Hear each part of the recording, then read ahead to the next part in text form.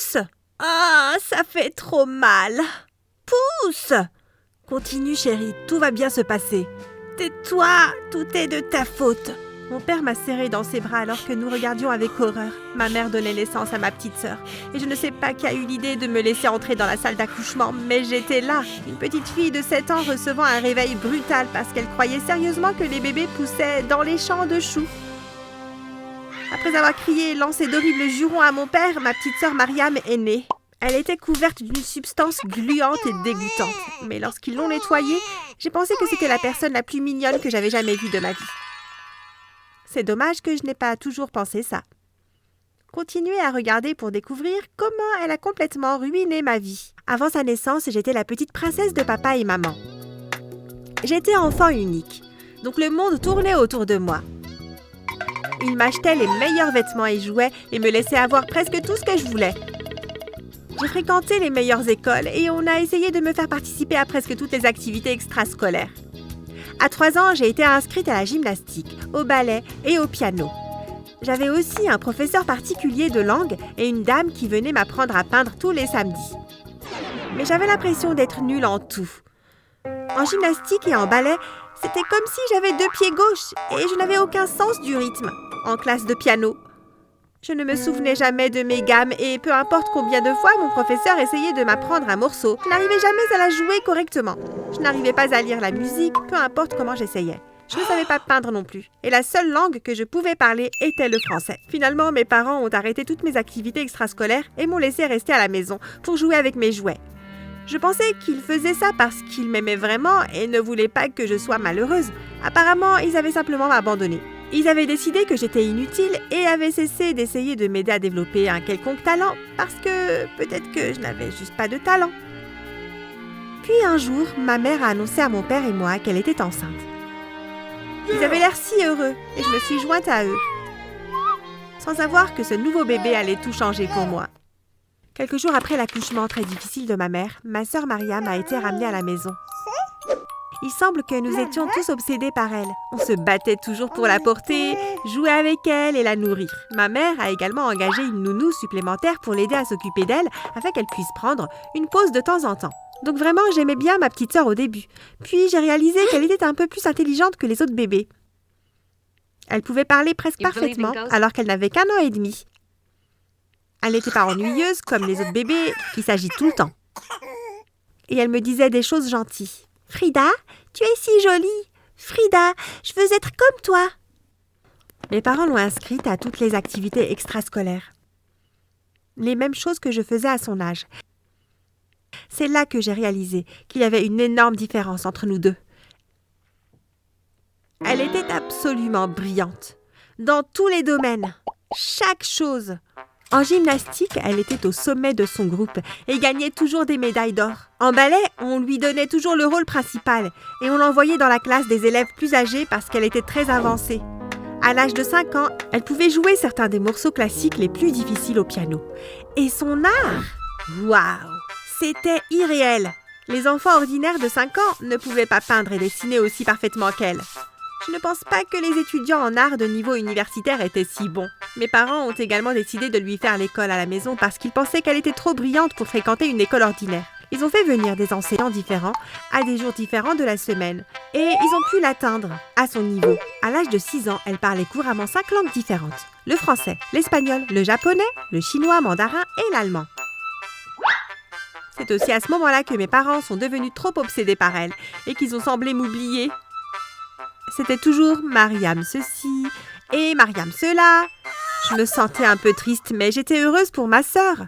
Peut-être qu'elle deviendra riche un jour et qu'elle pourra s'occuper de moi, ai-je pensé. Mais avec le temps, ça a commencé à me faire de plus en plus mal. Comme cette fois où mon professeur de sciences a organisé une randonnée dans la forêt pour examiner différentes espèces de plantes. Nous étions une vingtaine et le début était palpitant. C'était incroyable d'être entourée de tant de verdure alors que j'étais tellement habituée à être en ville tout le temps. Mais je suis une randonneuse très lente et nos guides m'ont laissée derrière tous les autres. À un moment donné, je me souviens avoir été distraite par un papillon très coloré. J'ai commencé à le poursuivre pendant un moment, puis il s'est envolé si haut qu'on aurait dit qu'il avait disparu dans les airs. J'ai regardé autour de moi et j'ai réalisé que j'avais perdu tout le monde.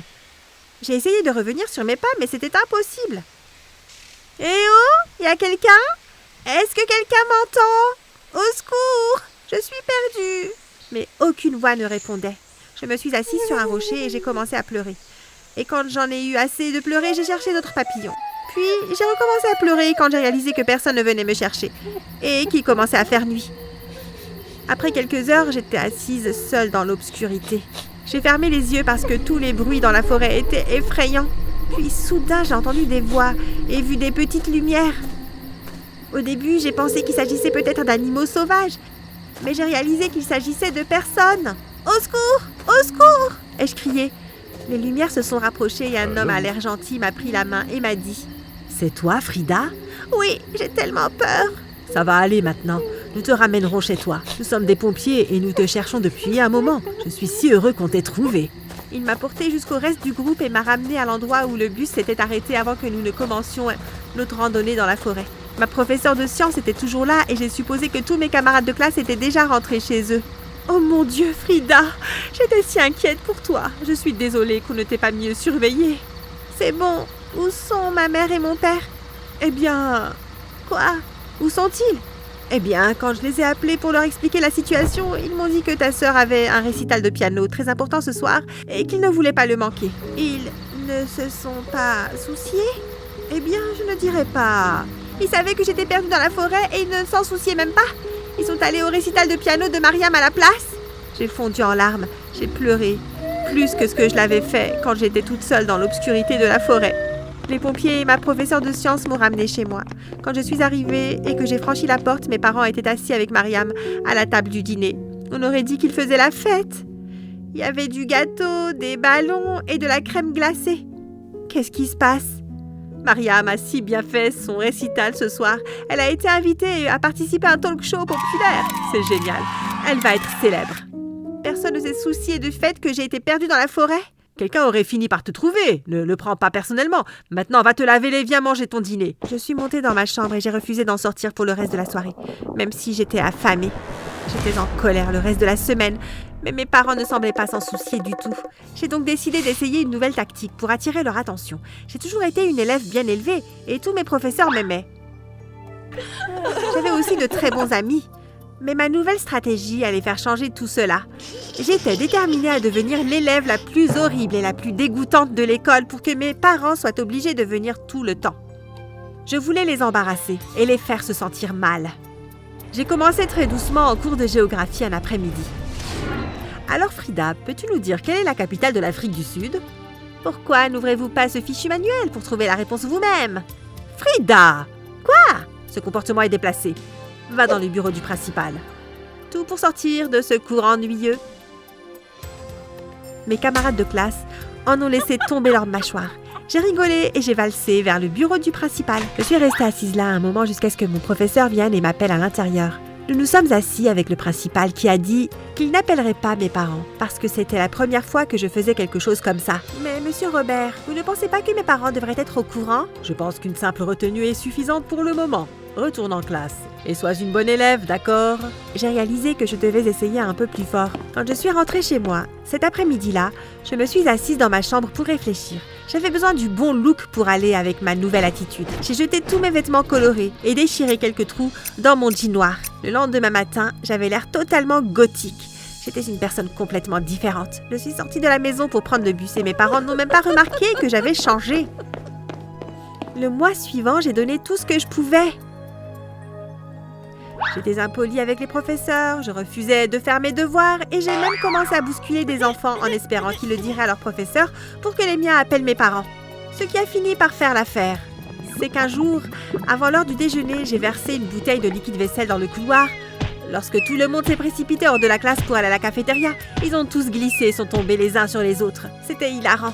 Le principal Robert est sorti en trompe de son bureau. « Qui est responsable de ça ?»« Moi !» ai-je crié joyeusement. Il m'a fait venir dans son bureau et a appelé mes parents immédiatement. Ils sont arrivés après quelques minutes, l'air confus. « De quoi s'agit-il? Je dois aller chercher Mariam dans 10 minutes. »« Votre fille a changé. Elle est devenue l'une de nos élèves les plus difficiles et nous avons besoin de votre aide. »« Qu'est-ce qu'elle a fait ?» Le directeur leur a tout dit et ils m'ont regardé comme s'ils étaient déçus. « Oui, ça marche, ai-je pensé. Nous allons nous occuper de toi à la maison. On s'en va. » Nous avons quitté l'école et même si mes parents étaient contrariés, j'étais heureuse car au moins je leur avais fait ressentir quelque chose. Mais vous savez quoi? Nous sommes allés chercher Mariam. Ils lui ont demandé ce qu'elle voulait pour le dîner et ils m'ont complètement oublié. Ils ne m'ont même pas donné de leçon ou quoi que ce soit. Quelle bêtise! J'étais tellement en colère. Quand nous sommes arrivés à la maison, je suis montée et je me suis enfermée dans ma chambre. Peut-être que je devrais faire quelque chose de plus drastique. Peut-être que je pourrais m'enfuir. Mais ils ne le remarqueront probablement pas. Puis ça m'est venu. J'allais brûler la maison.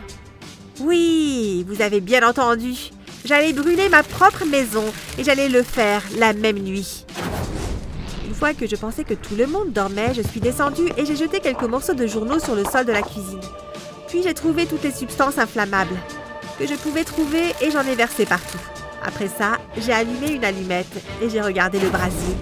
J'ai réalisé que je devais partir rapidement, mais j'avais oublié mon sac à dos en haut dans ma chambre. J'ai couru à l'étage pour le récupérer et en passant devant la chambre de mes parents, j'ai pu les entendre parler. Nous devons la rendre au laboratoire.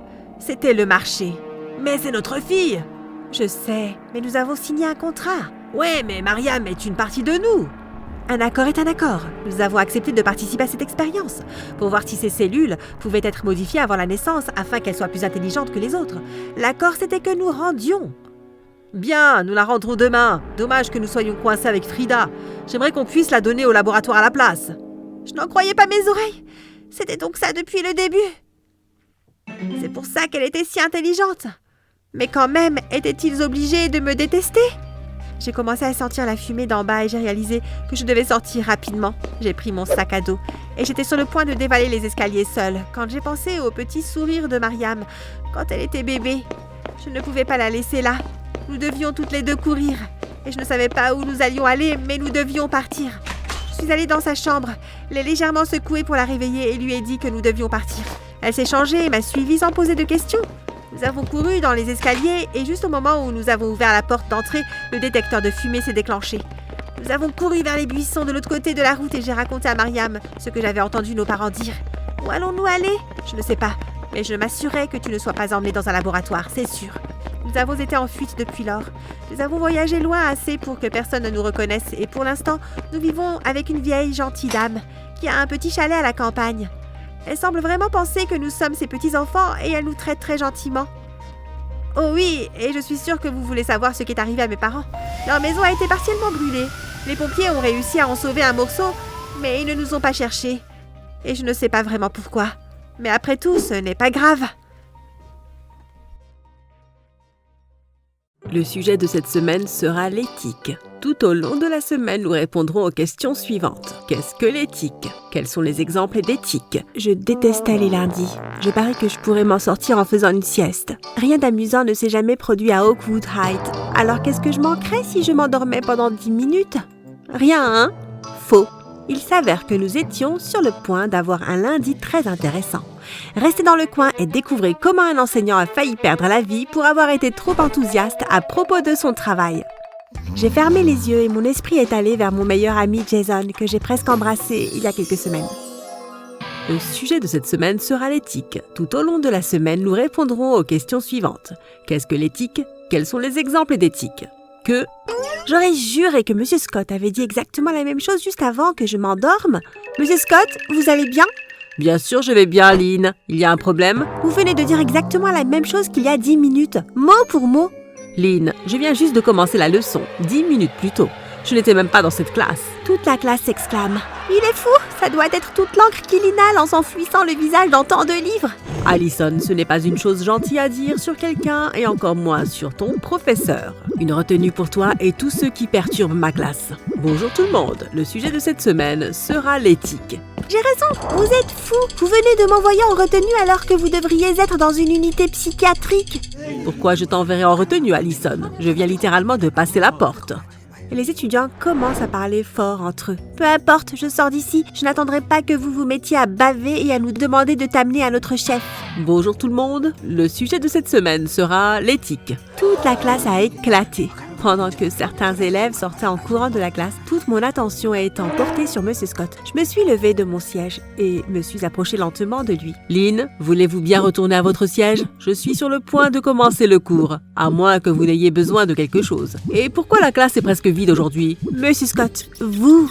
J'ai été coupé court quand le principal de l'école est entré. « Monsieur Scott, pourriez-vous me suivre dans mon bureau? Enfin, si vous n'avez pas besoin de retourner sur votre vaisseau mère. » Le principal arrive nerveusement et quelques élèves se sont joints à lui. « De quoi s'agit-il, Turner? » Eh bien, il a été porté à mon attention que vous agissez étrangement. Après avoir regardé les vidéos, je suis d'accord. S'il vous plaît, venez avec moi.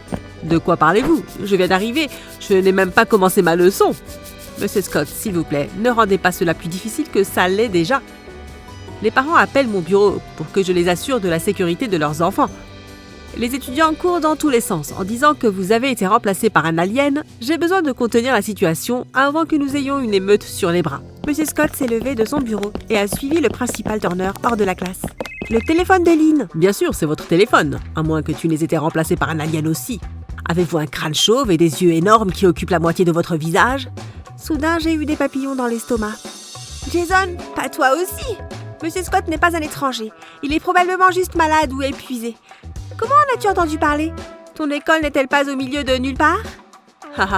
Contrairement à la croyance populaire, nous les élèves de l'école publique, nous avons aussi nos propres téléphones. Les vidéos de votre professeur devenant cinglé sont partout sur Internet. Comment est la situation sur le terrain? La situation sur le terrain, c'est juste quelques étudiants qui réagissent de façon excessive et qui font des déclarations ridicules. Je suis sûre que la plupart veulent juste une excuse pour sécher les cours. Ok, si tu le dis, mais promets-moi de m'appeler si Monsieur Scott commence à changer de forme ou à avoir deux têtes. Au revoir, Jason. J'ai raccroché avant qu'il puisse dire autre chose. J'avais l'impression que des papillons allaient sortir de ma bouche et que le principal Turner allait vraiment perdre la tête. Les haut-parleurs de l'école ont grincé et le principal Turner a commencé à parler. Bonjour à tous, c'est votre principal. Je suis sûre qu'à présent vous êtes tous au courant des événements inhabituels qui se sont produits plus tôt. J'aimerais assurer à chaque étudiant qu'il n'y a aucune menace pour notre sécurité. Je demande gentiment aux élèves de retourner en classe. Merci et profitez du reste de la journée. Il y a eu quelques grognements et protestations d'étudiants qui préféraient clairement la chasse aux extraterrestres au retour en classe. Jeudi, pendant le déjeuner, une voiture de police est arrivée à l'école. 2 policiers en uniforme sont sortis et ont été accueillis par Monsieur Turner, nerveux. Ensemble, ils se sont dirigés vers le bâtiment administratif. Ça doit être à propos de Monsieur Scott, me suis-je dit. Il n'était toujours pas retourné à l'école et personne ne semblait avoir d'informations sur son sort. J'ai envisagé de les suivre et d'écouter aux portes. Mais j'ai décidé d'attendre et de parler à Monsieur Turner plus tard. J'étais présidente du club de journalisme et je pouvais utiliser ça comme excuse pour aller voir Turner. « Monsieur Turner, tout va bien? J'ai vu la police et je me suis demandé si quelque chose n'allait pas.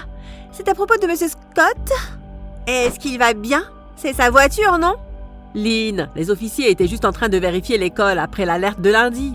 S'il vous plaît, retournez déjeuner.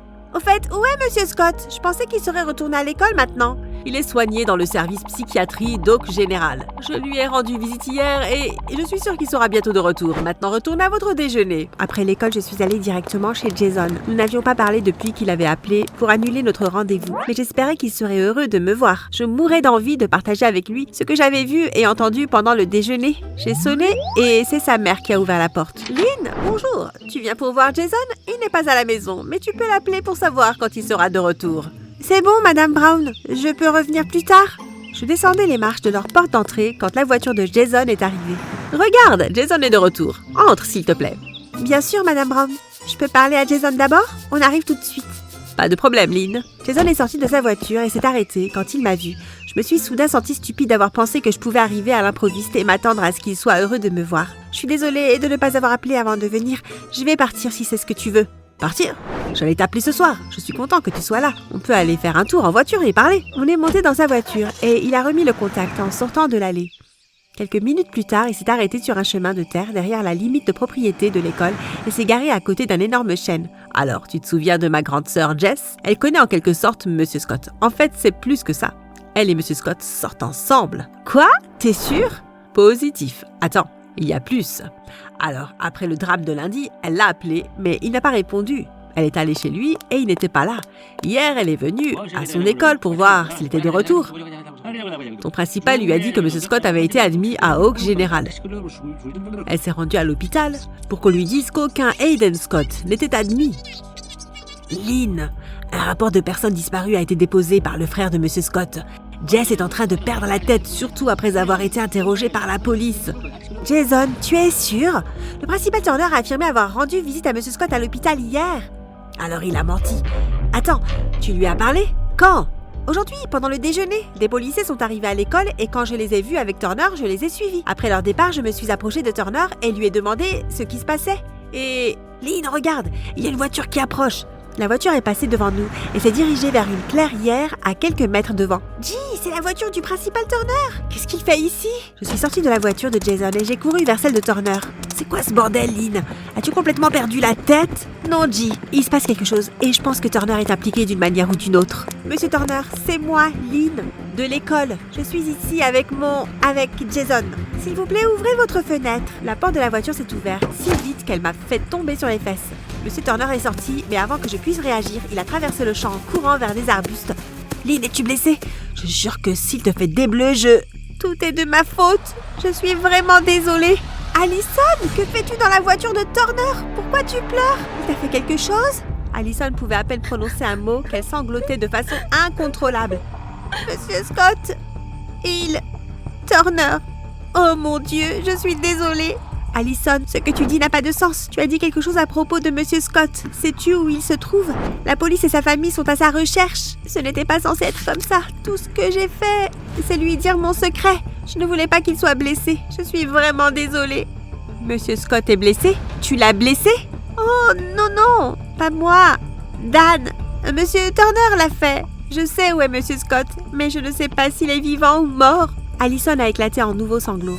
Et elle était proche de l'hystérie maintenant.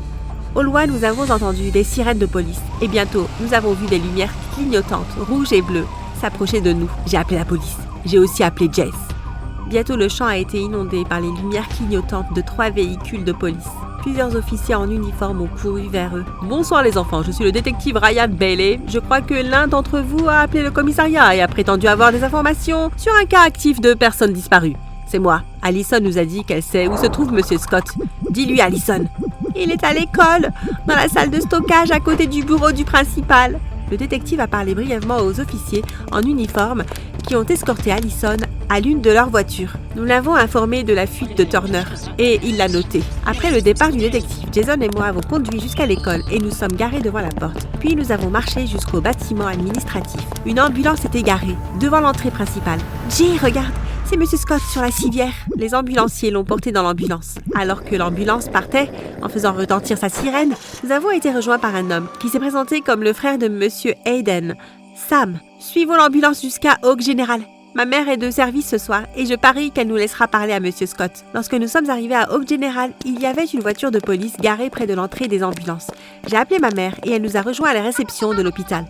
Lynn, chérie, j'ai appris ce qui est arrivé à ton professeur. Sais-tu qui lui a fait ça et pourquoi? Maman, hé! Nous ne connaissons pas encore toute l'histoire, mais nous espérons que tu nous emmèneras dans sa chambre. Il pourrait nous parler? Bien sûr, mais seulement pour quelques minutes. Je pourrais avoir des problèmes pour ça. Quelques minutes plus tard, nous étions à côté du lit d'hôpital de Monsieur Scott. Monsieur Scott, comment vous sentez-vous? Que vous est-il arrivé? Lynn, bonjour. Je me sens beaucoup mieux. Ils m'ont mis sous perfusion. Tout a commencé lundi, quand je suis allée à votre cours en prévoyant de simuler une maladie mentale. Monsieur Scott, qu'est-ce qui vous arrive? On était dans le bureau du principal Turner et je savais que j'avais de gros problèmes. Il était temps de dire la vérité. Monsieur Turner, je suis désolée pour tout ça. Quand j'ai eu l'idée de simuler un trou de mémoire, je n'avais pas prévu le chaos que cela entraînerait. Je pensais qu'il s'agissait d'une expérience sociale inoffensive qui profitera à mes élèves à la fin de la semaine. Je voulais évaluer la réaction de mes étudiants à la maladie mentale. Vous voyez, cette semaine est la semaine de sensibilisation à la santé mentale et... Vous avez fait quoi? Vous voulez dire que vous n'êtes pas vraiment malade? Je suis resté assis pendant que Monsieur Turner me renvoyait. On a frappé à sa porte, il s'est excusé et est parti. Quelques minutes plus tard, la porte s'est ouverte et j'ai cru que Turner était de retour, mais c'était Allison. Allison, qu'est-ce que tu fais ici? Tu as pleuré? Turner est-il ici? Il l'était, mais il est sorti brièvement. Est-ce que tout va bien? Pas vraiment. Je suis ici parce que Turner ne répond pas à mes appels. Il m'a évité toute la semaine et je ne sais pas quoi faire parce que je suis enceinte. Oh Allison, tu l'as dit à tes parents? Pourquoi venir chez Turner? Et le père du bébé? C'est Turner. Je lui ai dit que j'étais enceinte et il est resté silencieux depuis. J'ai besoin qu'il me dise ce que je dois faire. Allison, tu es sûre? Monsieur Turner n'est pas seulement le directeur de cette école, il est marié et a au moins 30 ans de plus que toi. Faites attention à ne pas ruiner le nom d'un homme bon pour une farce. Quel âge as-tu au juste? Relax, j'ai 20 ans. Si tu ne me crois pas, demande-lui. Ça n'a pas d'importance, de toute façon, tu vas oublier cette conversation d'une minute à l'autre. Sur ce, elle est sortie en larmes. Je me suis levée pour courir après elle, mais je me suis heurtée à Monsieur Turner. Est-ce que c'est Allison que j'ai vu s'enfuir d'ici?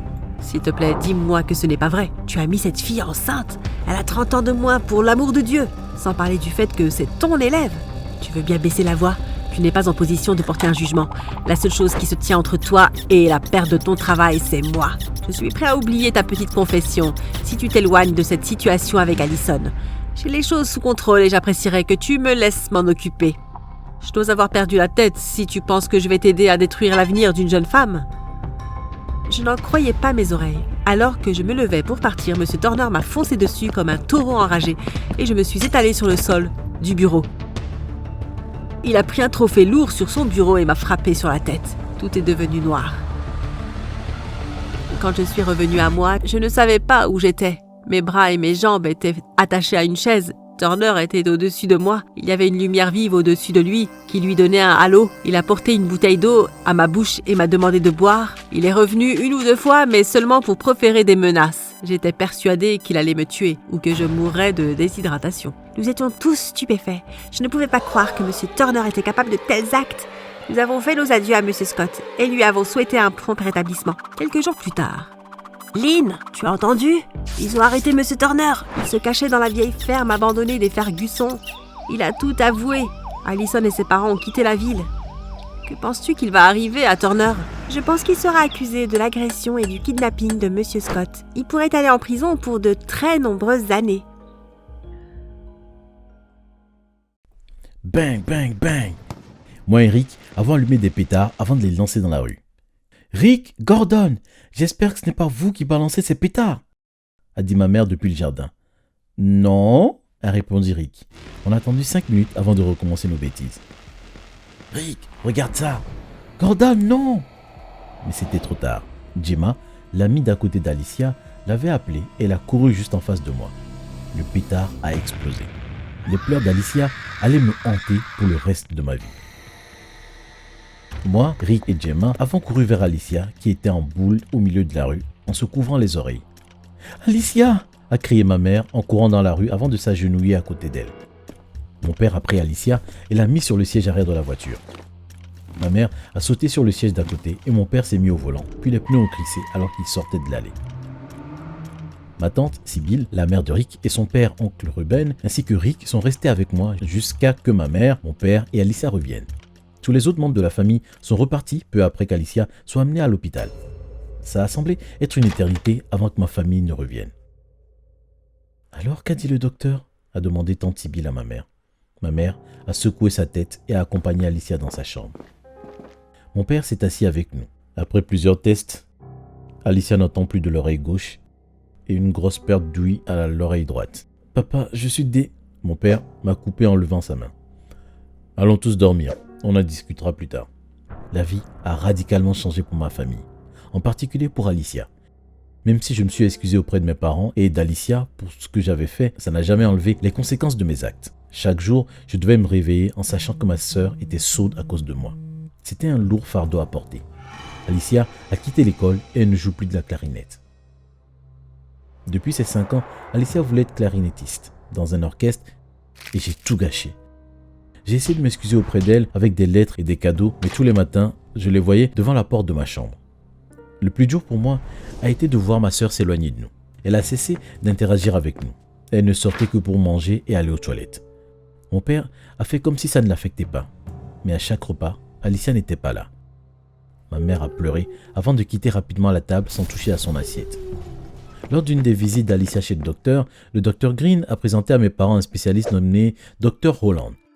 Il a dit à mes parents qu'ils devaient faire 2 opérations d'implant de conduction osseuse pour mettre une partie du dispositif dans l'oreille interne d'Alicia. Une fois l'opération terminée, l'autre partie peut être portée comme un bandeau avec le dispositif sur son oreille. Le docteur Holland a dit que le coût se situerait entre 10 000 et 17 000 $. Vous savez que je peux aider à payer. Je suis entré dans la cuisine pendant que mes parents essaient de réfléchir à un moyen d'obtenir de l'argent pour financer l'opération. Je peux travailler après l'école et le week-end. Fiston, a dit mon père, on ne peut pas te laisser faire ça. D'accord, et si je rassemblais mes amis pour faire une collecte de fonds pour obtenir de l'argent? Il a hoché la tête. Plus tard cette semaine-là, quand je suis rentré de l'école, l'ami de mon père, M. Alexander, était là pour discuter avec mes parents.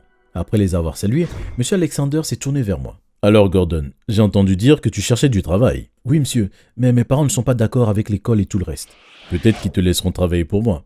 Je cherche un nouveau coursier. Tu peux travailler pour moi 3 jours par semaine. Tu gagneras $300 par semaine, en plus des pourboires. Mais si tes notes chutent, ça sera terminé. » J'ai regardé ma mère et mon père avec mon air de chien battu. « C'est bon pour moi, » a dit ma mère en souriant. « Mais si tes notes chutent ?» J'ai serré la main de M. Alexander et les remercié. Il m'a dit de venir à son bureau après l'école le lendemain pour commencer.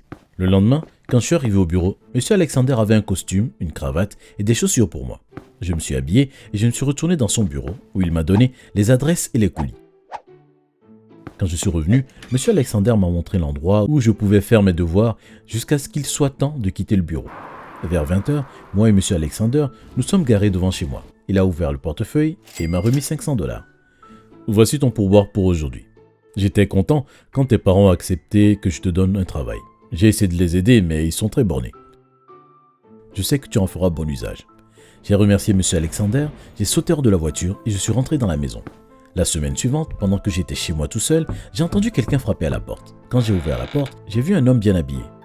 « Bonjour, je peux vous aider ?»« Bonjour, je suis l'agent Oxford. » Il m'a montré sa carte, puis il m'a montré une photo d'une femme. « Connaissez-vous cette femme ?»« Je l'ai déjà vue dans le coin, je ne la connais pas. C'est pourquoi ?» j'ai demandé. « Je suis en plein milieu d'une enquête et j'ai besoin de vous pour installer un mouchard dans son bureau. Je pense que je vais d'abord devoir en parler à mes parents. Peut-être que vous pourrez revenir quand ils seront de retour. » J'ai commencé à fermer la porte, mais l'agent Oxford a poussé la porte. « Vos parents connaissent cette femme depuis 15 ans et les impliquer causerait des conflits d'intérêts. L'agence est prête à payer $3000 si vous réussissiez à installer le mouchard. » Eh bien, si c'est le cas, l'agent Oxford m'a donné l'appareil. Une fois le mouchard installé, je déposerai l'argent. Puis il est parti sans rien dire d'autre. Quelques jours plus tard, j'ai pu installer le mouchard dans le bureau de Madame Pitt. Comme promis, l'agent Oxford a passé un contrat avec moi après l'installation du mouchard avant de me donner les $3000. 2 semaines après avoir installé le mouchard, j'ai été choqué de voir le visage de Madame Pitt aux infos. Elle était portée disparue par sa famille et le principal suspect était son ex-mari, Andrew Oxford. Je savais que je ne pouvais pas parler du mouchard ou que l'agent Oxford m'avait demandé de l'installer. Si je le disais à M. Alexander, je serais viré et on avait plus que $6000 à trouver pour l'opération d'Alicia. Je ne savais pas quoi faire. Le lendemain, quand mes parents ont amené Alicia chez le docteur, l'agent Oxford s'est montré. « Pourquoi vous ne m'avez pas dit que Madame Pitt était votre ex-femme? Qu'est-ce que vous avez fait? Penses-tu vraiment que si j'étais la personne qui l'a enlevée, je serais là maintenant ?» a dit l'agent Oxford, surpris avant de rentrer dans la maison. « Écoute, je n'ai pas beaucoup de temps. On a beaucoup avancé dans l'enquête et j'ai besoin que tu installes un autre mouchard. »« Est-ce que vous plaisantez après ce qui est arrivé à Madame Pitt ?» L'agent Oxford a dégagé sa gorge. « Comme je disais, j'ai besoin d'installer un autre mouchard dans cette maison, dans le bureau de tes parents. Est-ce que quelque chose va arriver à mes parents? Si tu n'installes pas le mouchard, quelque chose pourrait arriver. Je l'installerai que si je reçois le double cette fois-ci. Marché conclu. » L'agent Oxford m'a donné un mouchard avant de partir. Dès que l'agent Oxford est parti, j'ai installé le mouchard dans le bureau de mes parents. Le lendemain, on était samedi, mes parents et Alicia ont passé toute la journée à faire des tests et à se préparer pour l'opération. L'agent Oxford s'est arrêté à la maison pour déposer l'argent.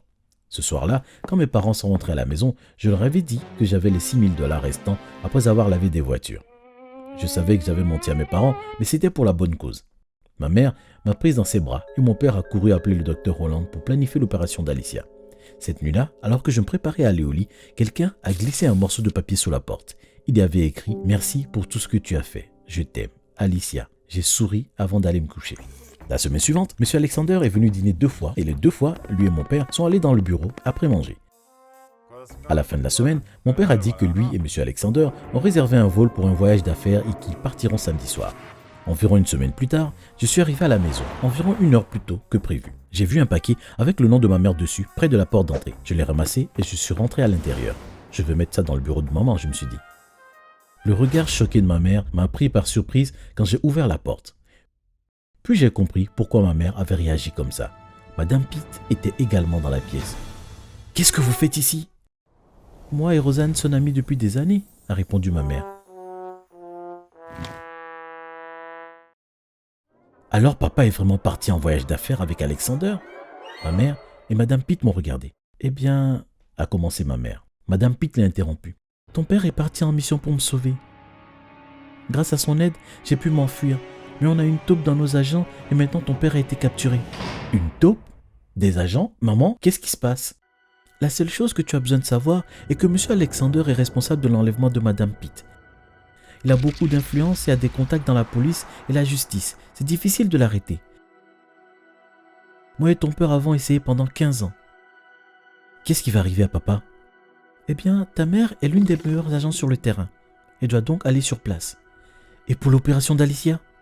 Qui va rester avec nous quand tu seras parti ? L'opération d'Alicia est dans 2 semaines. Moi et ton père serons déjà de retour depuis longtemps. Rosanne a proposé de vous surveiller pendant qu'on ne sera pas là. Plus tard dans la soirée, ma mère nous a déposés chez Rosanne. Elle a remercié son amie, puis nous a embrassés, moi et Alicia, avant de partir. Rosanne nous a montré nos chambres. La chambre d'Alicia était juste à côté de la mienne. Je suis entré dans la chambre, j'ai posé mes affaires sur le sol avant de me coucher sur le lit. Je me suis endormi et vers 1h du matin, j'avais besoin d'un peu d'eau. Alors, je suis sorti de la chambre et j'ai commencé à descendre les escaliers. À mi-chemin, j'ai entendu Madame Pitt et une autre personne parler. C'était Monsieur Alexander. « Eh bien, on s'est débarrassé d'eux, » a dit Madame Pitt. « Maintenant, on peut passer à l'étape suivante de notre plan. Est-ce qu'ils sont bien enfermés jusqu'au chargement ?»« Oui, ils sont dans les entrepôts à Gopolpir. Dès que le soleil se lèvera, M. Telsford les prendra en charge. » J'ai retenu ma respiration et je suis retourné dans ma chambre. J'avais besoin de joindre mes parents. J'ai regardé en l'air et je me suis dit, je sais qu'on n'a pas parlé depuis longtemps, mais prends soin d'Alicia.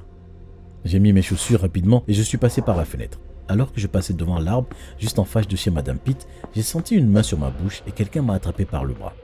J'ai commencé à me défendre, j'ai entendu une voix familière derrière moi. « Gurdon, c'est moi !» Je me suis retourné et me suis retrouvé face à face avec l'agent Oxford. J'ai compris. Tu as trouvé où ils ont caché tes parents ? J'ai hoché la tête. D'accord, allons-y. Et ne t'inquiète pas, on surveille ta sœur à l'étage. Elle est en sécurité. J'ai suivi l'agent Oxford jusqu'à arriver à une camionnette noire. On est monté et j'ai donné l'adresse au conducteur. Sur le chemin, 4 autres camionnettes nous ont suivis. Dès qu'on est arrivé sur place, l'agent Oxford m'a dit de rester dans la camionnette et il a dit au conducteur que s'il n'était pas sorti dans les 15 minutes, d'appeler les renforts. J'ai regardé l'agent Oxford et les autres agents des autres camionnettes disparaître dans l'ombre avant d'entrer dans les entrepôts. Ces 15 minutes étaient les plus atroces de ma vie. C'était comme si le temps ralentissait. 15 minutes semblaient durer 50 ans. Soudain, le chauffeur a démarré la camionnette et j'ai vu ma mère, mon père et l'agent Oxford courir vers la camionnette. Dès qu'ils sont montés, la camionnette a accéléré. « Maman, papa, ça va ? On va bien. Un peu de repos et ça ira mieux. » Qu'est-ce qui est arrivé à M. Alexander ? Juste à ce moment-là, l'agent Oxford a reçu un appel. J'ai remarqué qu'on ne retournait pas chez Madame Pitt. « Où est-ce qu'on va ? Comme ça, tu pourras prendre quelques affaires, puis on va dans un lieu sûr. »« Mais et Alicia ? Ne t'inquiète pas, on va la ramener. » Soudain, le téléphone de l'agent Oxford a sonné. Il a décroché, écouté, puis il a raccroché avant de regarder autour de lui. Rosanne est morte et M. Alexander est en fuite. Il a donné un coup de poing contre la paroi de la camionnette. « Et où est Alicia ?» Mon cœur commençait à battre rapidement. « Elle est en route vers chez nous. »« Elle va bien, » a répondu l'agent Oxford. « Alors la taupe était Madame Pitt ?» j'ai demandé. L'agent Oxford a hoché la tête. Il a dit qu'il avait compilé des renseignements sur M. Alexander pendant plus de 8 ans. Il était recherché pour de nombreux crimes, mais il s'en est toujours sorti. L'agent Oxford ne pouvait pas comprendre comment il avait toujours 2 tours d'avance sur l'agence. Puis, il s'est rendu compte qu'il donnait naïvement des informations à sa femme qui en parlait à M. Alexander. L'agent Oxford savait que M. Alexander avait des complices et ils étaient sur le point de révéler qui ils étaient. Mais avec la mort de Madame Pitt, ils ont subi un énorme revers. Dès qu'on s'est garé devant la maison, l'agent Oxford nous a dit qu'on avait 10 minutes pour récupérer nos affaires avant de remonter dans la camionnette. Moi et mes parents avons couru dans la maison et on s'est arrêté net. Sur le mur était écrit en rouge « Vous êtes les prochains ». L'agent Oxford nous a dit de remonter dans la camionnette et on s'est dirigé vers la planque. C'était il y a 5 ans. Moi et ma famille, nous cachons toujours, puisque M. Alexander est toujours en fuite. Oh, et Alicia a fait son opération et elle est capable d'entendre maintenant à 75%. Et on est bien plus proche qu'avant. Je me demande souvent, cependant, ce qui se serait passé si je n'avais jamais jeté ce pétard.